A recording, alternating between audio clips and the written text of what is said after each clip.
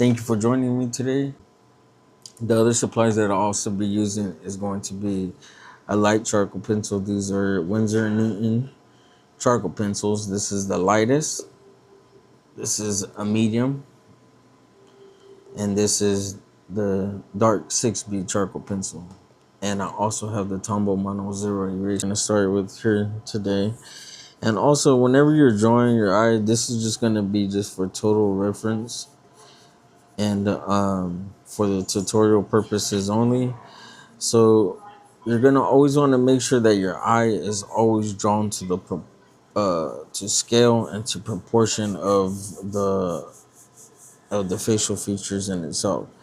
So, like I said, the eyeball is mostly shaped like an almond, so to say. And as we're drawing this out here, you'll slowly start to see and understand what I mean. So this is always going to be the lightest part. I should have probably just went slightly lighter with the outline, but it's okay because the charcoal is what's going to be ultimately the part that blends the entire process. Okay, so we got the outline shape of what I had said, the almond shape, and then this is what you call here a tear duct. Okay, and then your under eyelid, and this is gonna be like a shelf. Okay, so now that we got that part, we're gonna also have a slight upper eyelid crease at the top. Okay, and then we're gonna have the upper eyelid, which is the line, this area. Sorry for my glasses, and they look a little shot. And then the bottom, which is almost kind of like a bag under the eye. Not everybody has them, but a lot of people do. Okay, so then we're gonna draw the iris. The iris is okay. So for this particular drawing, this particular tutorial, it's gonna be right at the center, so it's looking directly at us. And this is always gonna be somewhat to a perfect circle, depending on the the the POV in which you're looking from. Okay. So now that we got that there, so if this was your eyeball looking at you, this is gonna be kind of looking off over this way to the side. If not, it's gonna be somewhat looking cross-eyed. And with that being said, I think I should have probably brought this line out just a little bit more, in which I'm gonna do right now. Don't mind that smudgy little erase right there. So what I'm gonna do is I'm just gonna bring this out a little bit more, make the eyes a little bit more defined, and then remember this is gonna go underneath, but this little shelf of a lower eyelid is what's gonna be the part that minuses out the continuous line of the iris. Okay, so then what you're gonna do is you're gonna draw your pupil. The pupil is often like what you could call a moon, like a crescent almost. So what you do is you could create somewhat of a moon shape, and then also create these little circles, which are gonna be your highlight.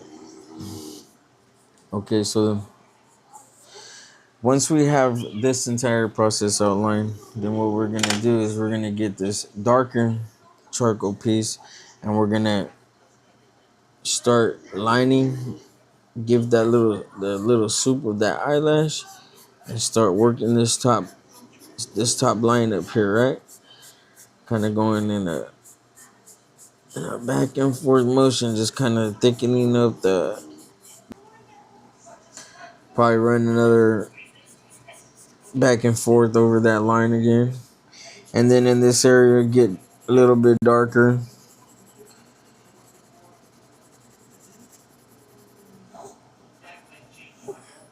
And then also on the in this area, at the bottom of the eyelid, what you want to do is you want to start creating a little bit of shade on the shelf of this eye. And then what you could do once you start going into detail, you could get your tortillon and then start creating that shade right there on that shelf. And also you want to start adding some more charcoal to the bottom part of the bottom eyelid. And what this is gonna do, all this is gonna end up counting here in a bit, right? It counts now and it counts significantly more later. So all this area is what's gonna create the realism of the eyeball that you're trying to shoot for.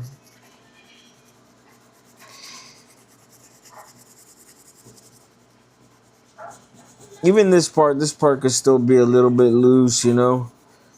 Try not to be too uptight about trying to perfect something that is possibly gonna be unable to perfect, especially early on. Don't be discouraged.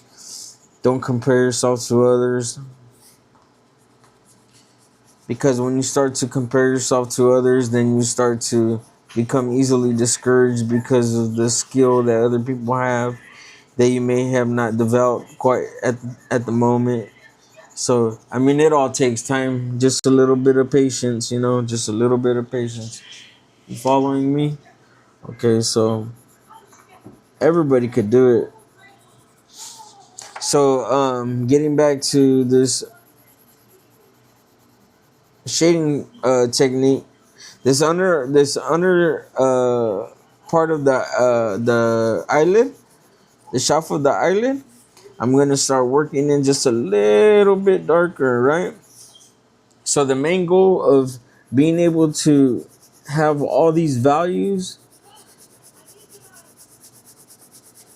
at the best of the ability of being able to shade them is so that whenever you start to add your eyelashes, they're gonna start looking really, really sharp, because now you're layering it and you went from an outline to some shading to some realism, and just a three-step process, right? And all it is just being able to maximize the values of your charcoal, the darks and the lights, being able to complement each other. Up on this top part of this darkest part of the eyelid, I'm going to run this medium charcoal back and forth over this part of the eyelid, so that I could create some depth right there, so it's not so much of a solid line. Because now I'm going to go and use my tortillon to start shading this area of the eyeball, so that it could start looking that much more real. I'm going to use it and hit it at somewhat of a 90-degree angle, and slowly just start to apply pressure in a back and forth motion, but going into the direction of which I was using my pencil, right? And so look at, little by little, right? It's starting to come together, it's starting to smoothen out some. Remember, this just takes a little bit of time. Just a little bit of time. And you could become better and better as it, better and better at it, the more and more that you apply it. It's a process of constant repetition, and in order to achieve those goals, you have to be able to put in the effort and the time. You're gonna get out of drawing the the the amount of time that you put in and the effort of being able to do it, you know. So moving from the top down, I got that whole part now shaded off. And then what I'm gonna do is right here with the bottom part of this, of the inside of the eyeball, I'm gonna now use the opposite end, the cleanest part of the tortillon, and then I'm gonna start shading all of this area in right here.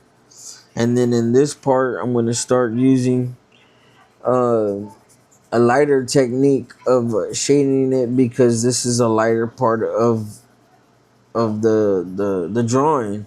You don't want to oversaturate with charcoal in this area, especially the areas that you're trying to preserve for the lightest part of the eyeball.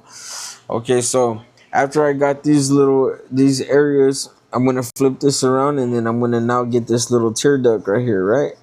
This tear duct is gonna be very, very crucial in the eyeball, because it's gonna separate the eyeball from a real looking eyeball opposed to a cartoonish looking eyeball. So now what I'm gonna do is I'm gonna come from the darkest part of the iris, and instead of going back and forth, I'm gonna go down and I'm lifting up. So it doesn't look like it maybe from this angle, but I'm picking up and I'm slightly just most. And then right here around that part of the iris, I'm gonna get my shader, and then I'm gonna slightly hit the edging of it to slightly give it a blur, just a slight blur. And none of the area you ever want like true 100% white. So being that said, I'm gonna get this tortillon and work this charcoal in all the way until I have absolutely no more 100% white. Okay, so bet you guys all been waiting for the eyelashes. The eyelashes are now ready to be added to the drawing. So this part, after adding the eyelashes, you're gonna just go back and repeat the same process. Appearance, and the appearance being the direction that they're going in, capturing lights and then capturing darks. So here's my tear duct that kind of got lost. So I'm gonna come in and add my tear duct back and create that almond shaped again eyelid, and then you're gonna kind of give them a slight, like a slight swoosh to them, right? And you're gonna want them to appear as if they're coming from the bottom back part forward and over the eyelid, if that makes any sense. And you're not gonna want for these to be too uniform, right? Because if they're too uniform, they're gonna look what? They're not gonna look real. And the more that you try to do the eyelashes, the better that you're gonna get at doing them, you know. It's like everything else, you know, just it takes time. Your first few eyelashes are gonna look maybe too thick or maybe even too thin, or they're gonna look like they're too well aligned with one another and whatnot. The thing is not to over stress on it, because the more times that you do it, the better that you're gonna get at doing them. You know what I mean? If that makes any sense. So what I'm gonna do is I'm gonna start working this eye to where I start having a little bit more detail and a little bit more control to the drawing in itself, right? And the way that I could do that too is I could also come above it, and I could also give a shape of of an of an eyebrow, right? However you like to shape it. This is not no particular person that we're drawing here. This is just to get an idea on drawing an eyeball as a tutorial. So this eyelash or this eyebrow doesn't even have to look perfect or anything. Just kind of give you the idea of how it'll look with an eyebrow. So, and that's something that I could work. And I'll probably end up doing that just as a demonstration to show you that it's possible. To even make a cool ass eyebrow out of just what we got there. So this dark line right here, I'm gonna now go back and forth over it again, and I'm gonna start giving it just a little bit more depth. And what I'm gonna do with my Tombow Mono Zero Eraser is I'm gonna get it and I'm gonna slightly just go over these areas right here, right? And I'm gonna start creating some ripples and some texture. And then the texture is gonna be all what adds up later in the drawing. So the more and more that you work these uh these tutorials right here, the more and more that you're gonna get out of it, and more you're gonna keep on improving. So like all these little lines and all this stuff that I'm doing, right? It doesn't look like much now, but you'll see. I'm gonna show you in just a second on how you could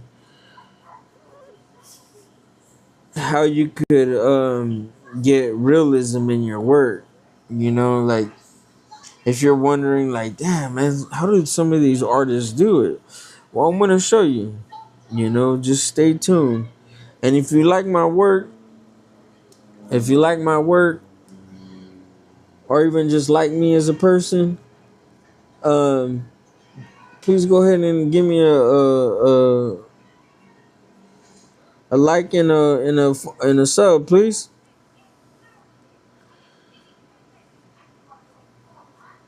I would truly appreciate it, man. I'm trying to build this channel. I'm barely starting out, but I mean, I have what it takes to be able to provide as much information as I possibly could to each and every one of you that are still in tune right now watching me. You know, if you like that, then I could most definitely help you get into your skill as an artist, or as a charcoal artist. Whatever goals that you have, that could possibly be made. It's just gonna take a little bit of effort on your part of doing it. I believe anybody could do it. I believe we're all capable as human beings of being able to do whatever we put our minds to doing. So look, if you see, I'm starting to add a little bit more texture. And this little bit of texture is what's gonna add up later on, right? And then so I'm just kind of going back and forth, just a little bit of darks, a little bit of lights, kind of like, that doesn't even make sense type of trip right here, right? But little by little, watch these little creases. You're gonna be like, whoa, how does that look like human skin? That's a trip. But like I said, it's all process. It all takes time. So right here up in this area of where I put this, I could admit to seeing that this crazy looking little eyebrow that I added here, it might not have been a good idea, but I guess we got what we got, right? And even I still make mistakes as an artist 20 years into my art career. I'm sure some of you are probably like, damn, this dude's starting off late. Why is he starting off social media so late? Well, I'm going to tell you and be straight up. I'm going to be real. I did 17 years in prison, I was incarcerated as a youth. I got out. And, yeah, I'm living life. I'm loving life. I got a family. I love to draw. This is my passion. I love to do portraits. I love to paint. Everything I love to do. Such an awesome thing to do. Okay, so now that we have this here eyebrow, so I gotta start kind of working this eyebrow into this drawing, because if not, it's gonna start looking real real crazy, like, you know what I mean? So let's get some of these loose hairs. And you gotta just be mindful of not, oh, to try to always over perfect things, you know? I know it's hard for me to even say that because I could agree that I am absolute freaking perfectionist sometimes when it comes to doing my artwork.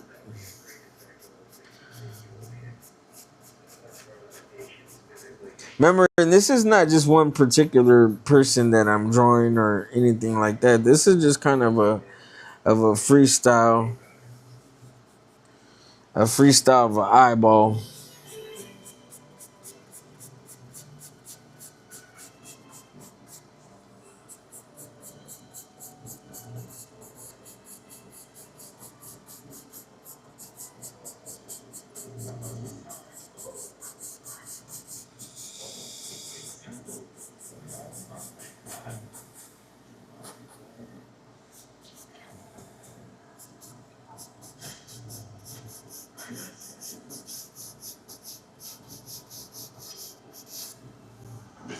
So even with the eyeball and the eyebrow and the all this stuff that's going on here, um,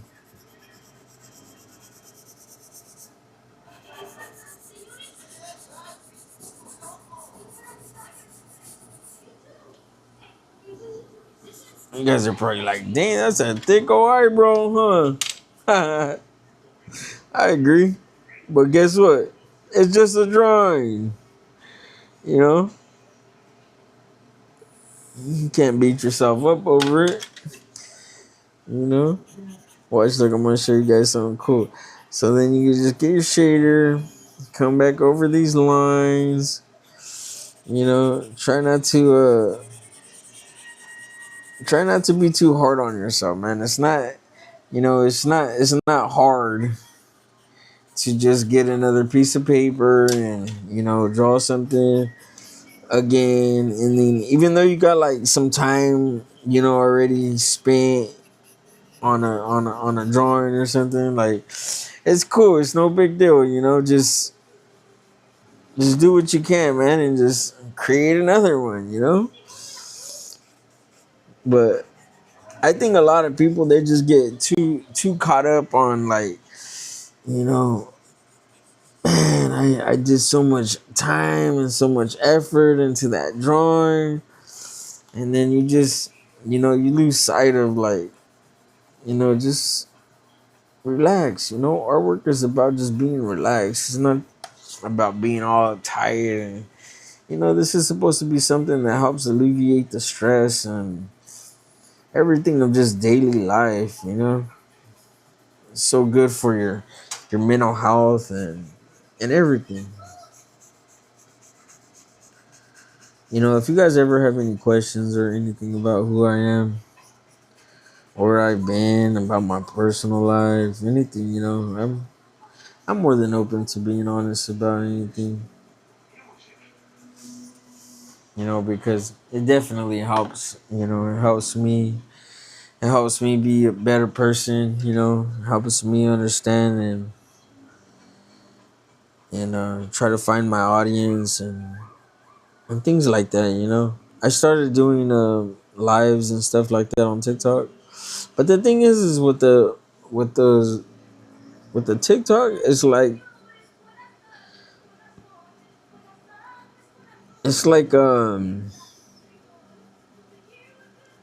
being committed to something that doesn't have like your full interest. Like how you could do so good on some things and then yet so poor on other area when everything is always consistently the same. You keep continuing to feed the beast, and yet the beast just burps and just kind of goes about its way and its ideas and stuff. But I mean, it is what it is. But nonetheless, let me get back into this right here, and then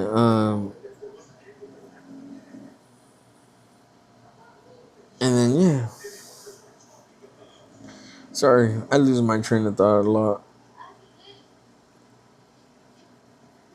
I don't do this very often, but I think it's coming along pretty dope.